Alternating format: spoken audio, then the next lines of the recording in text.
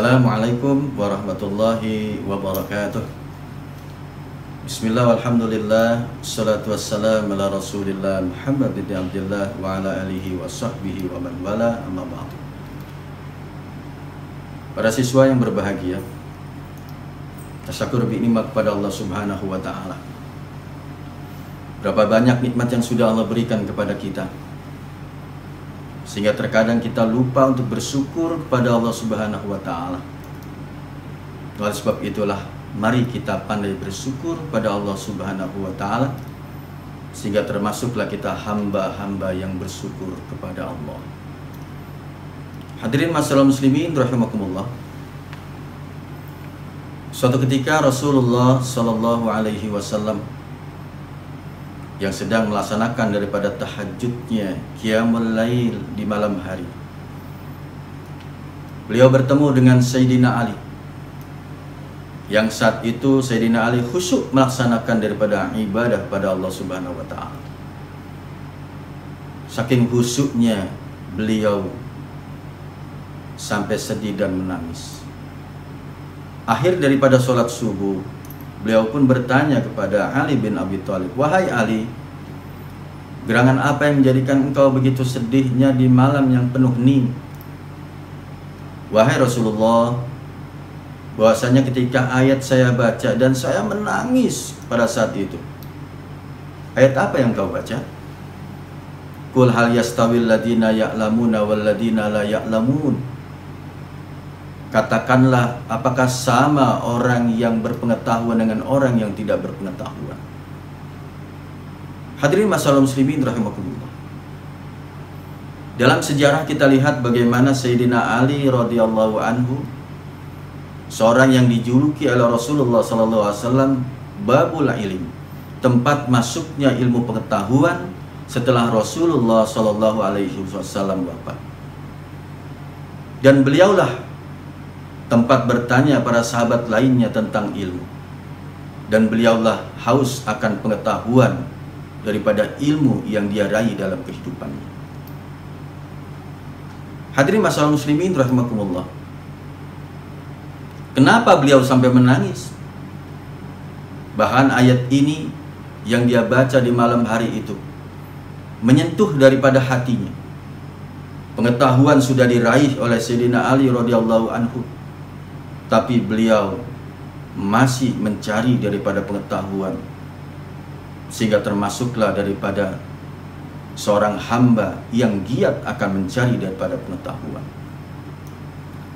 Ma'asyiral muslimin rahimakumullah. Sayyidina Ali kemudian berbicara, "Ya Rasulullah, bagaimana dengan ibadah saya yang saya lakukan dalam kehidupan saya? Barangkali tidak akan diterima oleh Allah subhanahu wa ta'ala karena masih banyak kekurangan daripada pengetahuan, syarat dan rukun dari ibadah yang aku lakukan." Sehingga sekelas daripada Sayyidina Ali masih khawatir amal ibadahnya tidak diterima oleh Allah subhanahu wa ta'ala akibat daripada tidak adanya pengetahuan di dalam melaksanakan ibadah kepada Allah. Itibar pelajaran buat kita barangkali, bahwasanya segala sesuatu yang kita lakukan dalam kehidupan kita melaksanakan ibadah puasa harus mengetahui daripada ilmu tentang puasa tersebut. Kita melaksanakan daripada sholat harus tahu ilmu tentang kita melaksanakan sholat, baik syarat dan rukunnya yang harus kita penuhi. Dan seluruh daripada amal ibadahnya tentu dengan ilmu pengetahuan. Sudahkah kita mengetahui syarat daripada rukun sholat yang kita lakukan? Sudahkah kita mengerti daripada ilmu yang harus kita miliki di dalam kita melaksanakan ibadah puasa bulan Ramadan? Begitupun sholat tarawih kita, begitupun zakat dan infak sedekah kita, syarat dan rukunnya sudah terpenuhi. Insya Allah kita termasuk daripada orang-orang yang menggunakan daripada akal pikirannya yang selalu ingin bertemu dan juga berhadapan dengan Allah subhanahu wa ta'ala kelak di yaumul qiyamah. Hadirin masyaallah muslimin rahimakumullah.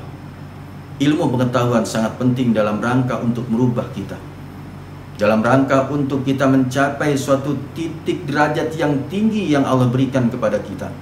Sebagaimana firman Allah, yarfa'illahu alladhina amanu minkum walladhina utul ilma darajat.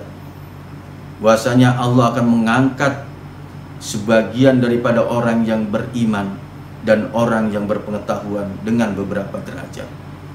Oleh sebab itulah di bulan Ramadan yang mulia ini, mari kita gunakan waktu kita untuk menuntut daripada ilmu. Masih banyak pengetahuan yang kita tidak ketahui. Masih banyak daripada ibadah yang kita tidak ketahui syarat dan rukunnya.